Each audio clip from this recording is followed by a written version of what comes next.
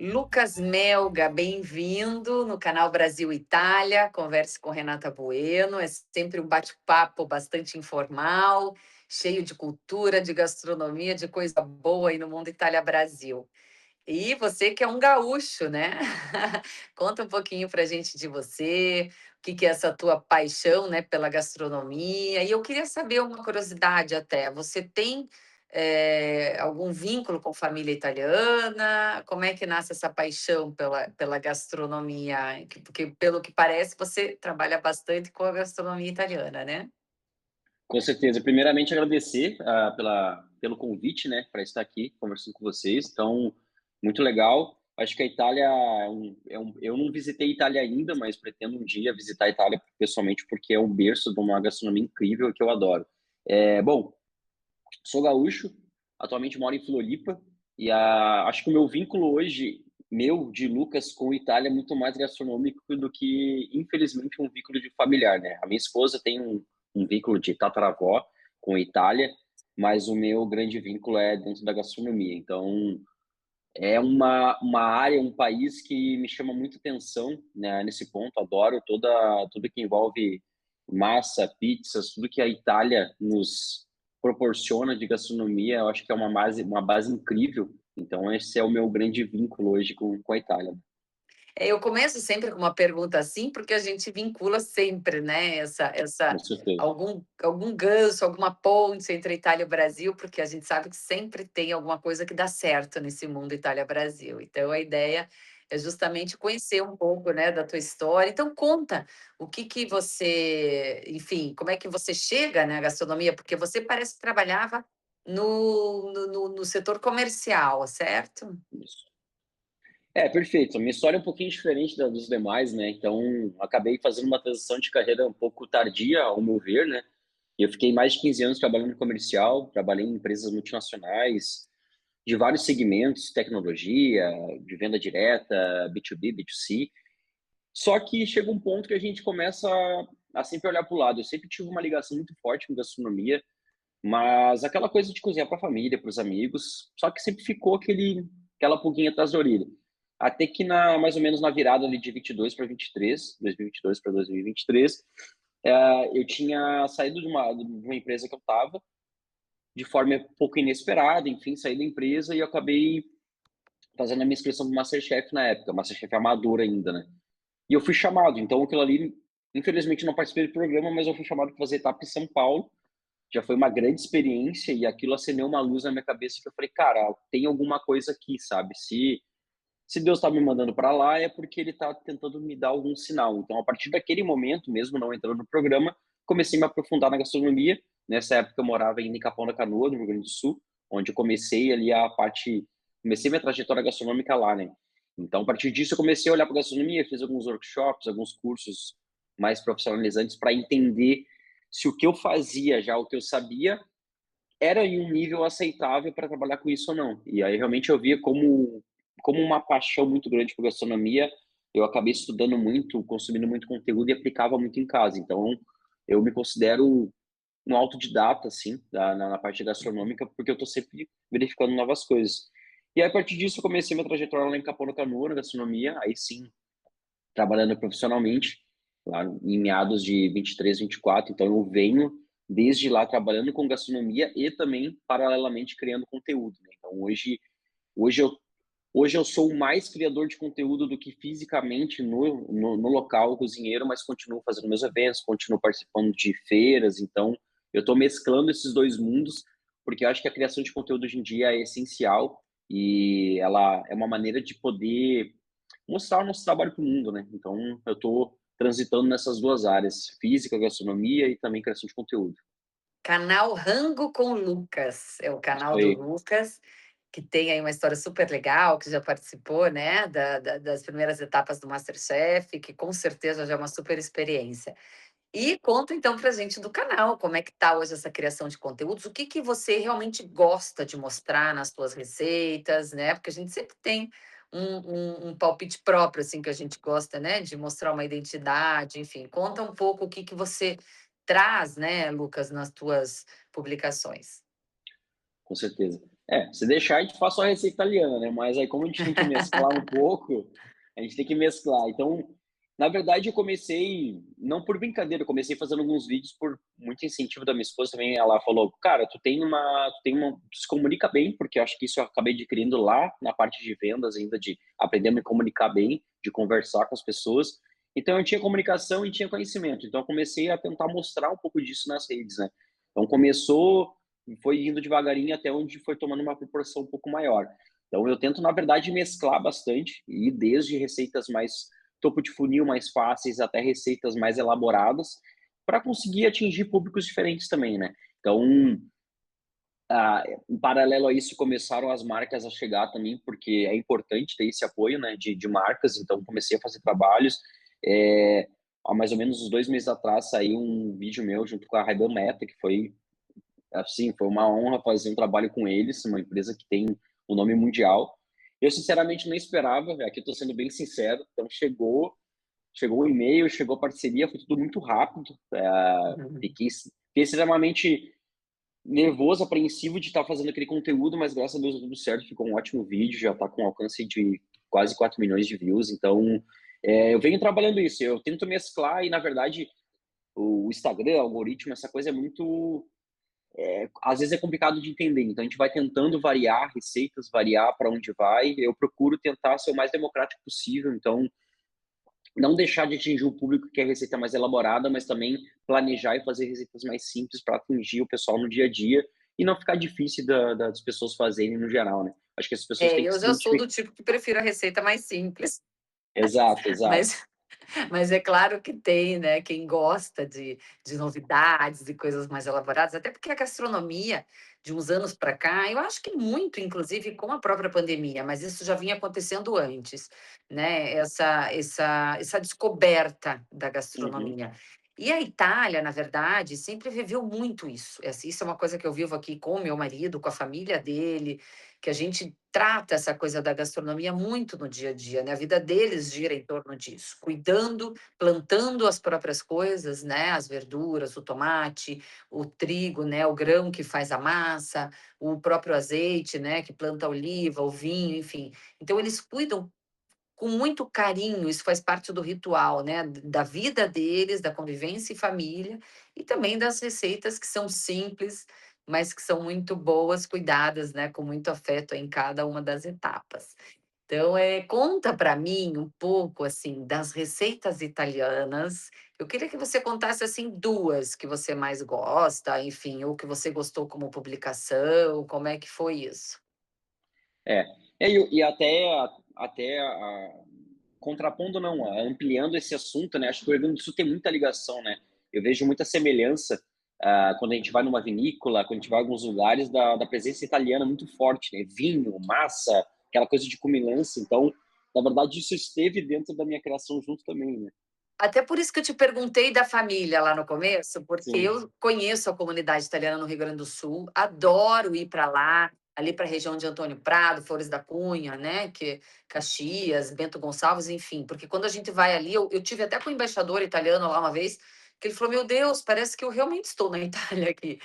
E é muito legal, até por isso que eu te perguntei, mas mesmo que não tenha o sangue, certamente a influência conta bastante, né? Não, eu acho que em algum momento da história, algum sangue cruzou, porque o gosto pela massa, lasanha, pizza, tudo isso é muito forte desde moleque, eu gosto muito disso, né. Então, tem algum desvio ali, porque na verdade a raiz da minha família é toda de Cachoeiro do Sul, que na verdade é conhecida como terra do arroz, também gosto muito, mas tenho família em Caxias, tem em outros lugares, então a serra sempre tem um carinho muito grande pela serra e ela me remete muito a essa questão, né, de mesa farta, tem aqueles cafés coloniais, tem muita coisa, muita fartura, e nisso, entrando para esse lado de comida italiana, eu não tenho como não citar pizza e macarrão. Eu adoro lasanha, coisas também, mas assim, como dia a dia corrido e dentro dos vídeos eu preciso também, que nem eu te falei, dar uma variada e apresentar coisas mais fáceis, então eu vou muito pro lado da massa, do macarrão,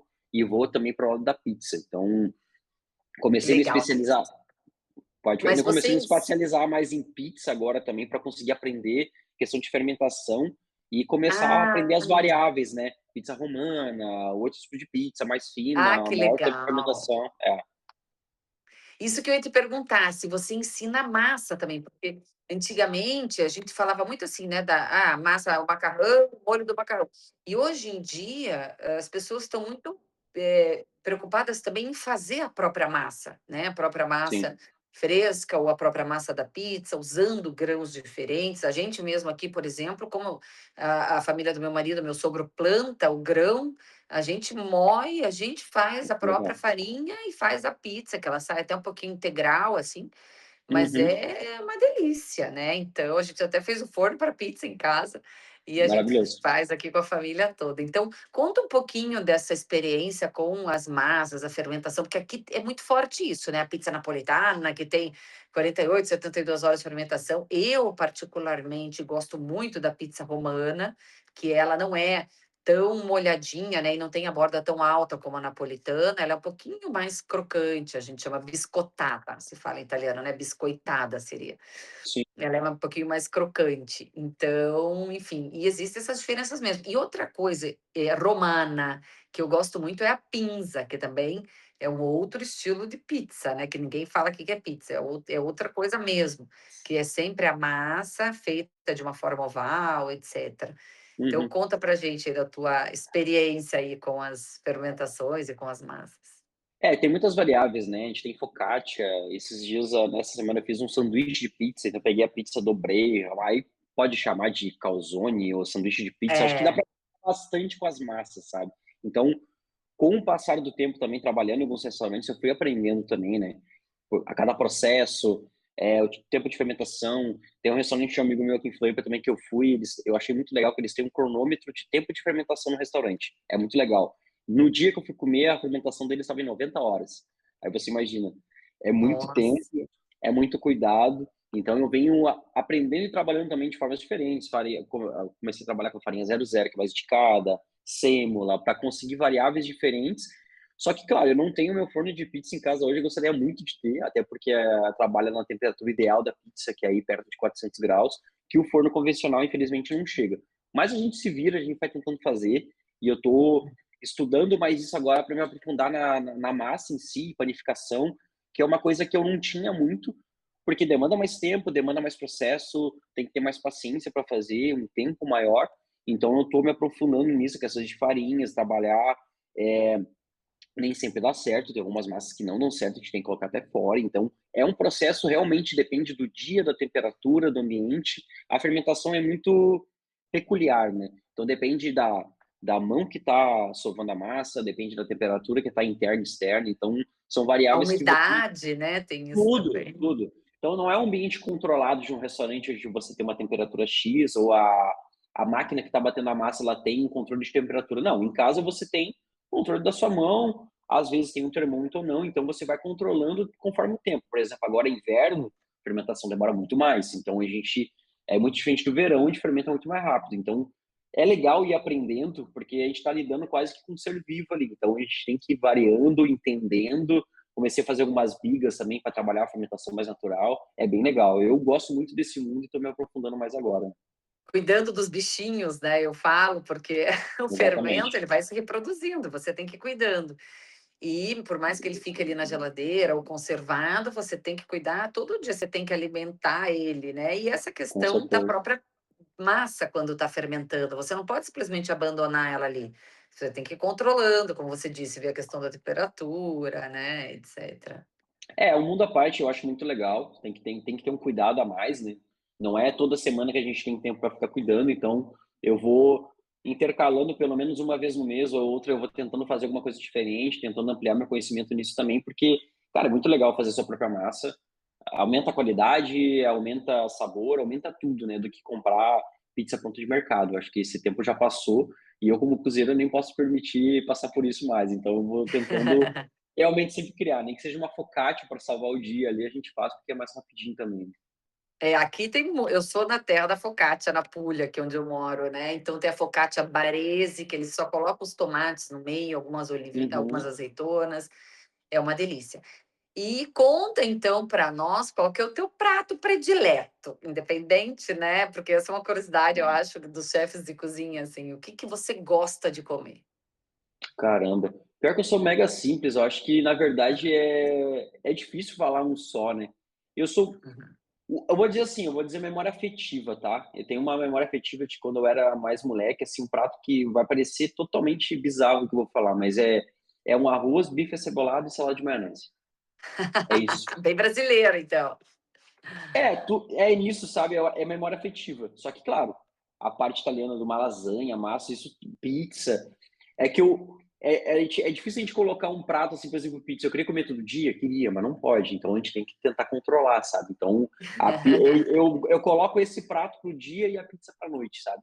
Então, gosto desse pratinho mais afetivo durante o dia e de noite uma boa pizza, uma lasanha, uma variação de lasanha que eu chamo de lasanheta, mas não sei como vocês chamam aí, que é aquela lasanha que vai para a geladeira, você corta uma fatia, coloca no forno depois, ela dá um croque a mais. É uma lasanha mais trabalhada, que o pessoal tem feito na culinária aqui, que eu acho muito legal também. Uma variação de lasanha que dá um toque diferente, fica mais crocante, eu acho legal. Ah, e você sabe que até essa questão do fitness hoje, né, as pessoas com essa coisa do carboidrato também, buscando mais proteína, então a gente tem que cuidar para também não abandonar a massa e a pizza que são tão É. boas. E você Ah, sabe que eu desculpa, até mas tenho vai, vai. não, desculpa, olha, as nutris de plantão não me odeiem, mas assim, gente, pelo amor de Deus, sendo comida de verdade, vamos comer, sabe. Eu sou muito defensor disso. É comida de verdade, é massa, cara, você pode comer. Claro, como todo alimento em excesso, ele vai fazer mal, mas a gente cortando industrializado, enlatados, enfim, embutidos, isso já vai ajudar muito a ter uma vida melhor, a ter uma vida mais longeva, mas não tirem os prazeres da vida de não poder comer, sabe. Então, coloque aí um dia que pode relaxar mais um pouquinho, cara, uma boa pizza, uma massa, não vai fazer mal, ainda mais você fazendo. Claro que a gente vai para uma avaliação de pessoas que têm intolerância, aí tudo bem, aí eu concordo que realmente a pessoa não vai poder comer porque vai passar mal. Mas não cortem 100%, né, nutris, deixa um pouquinho de massa, de coisa boa para o pessoal comer. Falou tudo, viu? É bem isso mesmo. A gente tem que buscar comer o saudável, o biológico, né? E é o que a Isso, gente. E essa é a grande essência da gastronomia italiana, como eu estava contando lá no começo, né? Desde a produção da própria verdura, das coisas que vão usadas, o próprio tomate, né? Isso faz totalmente a diferença e é uma cozinha simples, mas muito bem cuidada. E a massa, ela é isso, né, sempre uma coisa muito fresca, muito feita no dia, então, aqui na Itália todo mundo até fala, né: "Meu Deus, como é que os italianos são magros?". É justamente por isso, porque eles sabem comer a coisa certa e na quantidade certa, né. exatamente. Então E fora que é muito familiar, né, eu acho que tudo que envolve esse processo, massa, tá sovando, você nunca tá sozinho fazendo isso, sempre tem alguém à sua volta, sempre tem alguém junto. Então, eu sempre prezo muito isso na gastronomia para mim, a gastronomia é um gesto de carinho, de amor, de você confraternizar. Você nunca vai ver uma reunião familiar, uma reunião de amigos, sem algo para comer, sempre vai ter algo para comer, porque é confraternizando, comemorando algo. Então vai estar lá uma mesa farta. Então, para mim, a gastronomia é isso, a essência dela é isso, né? De união, de amor, de carinho. Então, eu tento levar sempre isso por onde eu passo, né? você sabe que com o meu marido nós temos a mozzarella arte, que até a gente tem os produtos aí em Florianópolis também, a gente fabrica em Balneário Camboriú e nós temos a fábrica principal em Curitiba. E é uma queijaria exclusivamente de produtos italianos, como a burrata, a mozzarella, fior di latte, enfim, vários queijos italianos. E eu sempre digo isso, né? Eu que trabalhei com, né, venho do mundo da política, advogada, eu nunca me diverti tanto, nunca tive tanto prazer na tratar as coisas como trabalhar com a gastronomia. Então, realmente é muito agradável. Sim, acho que você tem que se divertir, né? A gastronomia, o alimento é essa diversão. Claro que a profissão ela tem os seus percalços, tem os seus momentos mais pesados. Então eu sempre exalto muito isso. Acho que quem está hoje no dia a dia da cozinha é porque tem muita paixão, muito amor pelo que faz, sabe? Pela tem muito. Eu acabei de olhar aquela série do The Bear também, que eu acho que retrata muito bem como é o clima, como é as vontades, que é traduzindo para o português o urso, né? Então é uma série que retrata bastante disso do conflito da cozinha, só que traz também um lado muito legal, que as pessoas estão ali tão por amor, sabe? Não tem outra coisa.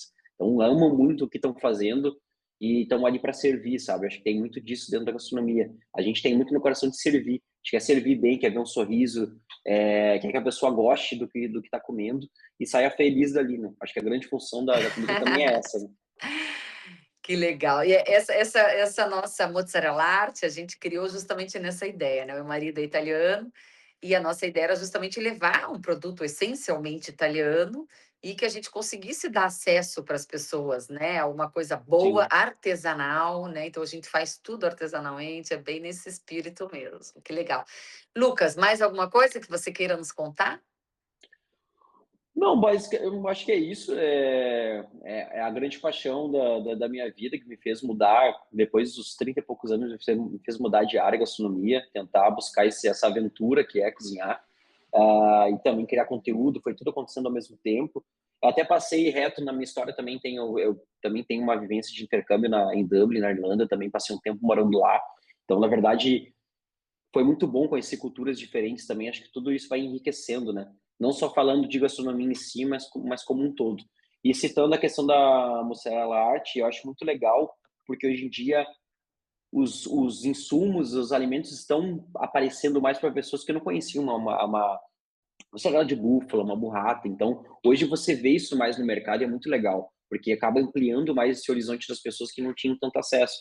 Então, acho que eu tento fazer muito disso também, de apresentar para as pessoas pelo menos o produto, mas também apresentar uma solução se elas não conseguem comprar aquele produto. A gente tem que ser coerente também. Então, conversar com o público, ó, vamos tentar mudar isso aqui para você. Eu não tenho esse produto, mas troca por esse. Então, às vezes eu brinco que eu tento complicar o que é fácil e tento facilitar o que é difícil. Então, trazer essa. Pega um prato que é super normal e vamos dificultar ele, mas também pegar um prato que parece super difícil e vamos tentar facilitar ele para as pessoas terem acesso. Então, ampliar um pouco o conhecimento e fazer com que as pessoas cozinhem mais em casa também, né? É, que eu acho que também é uma tendência, né? A gente vê hoje as pessoas com essa própria paixão da gastronomia querendo cozinhar mais em casa também, né? Com certeza. Que legal. Lucas, fica o convite então para você vir na Itália, né?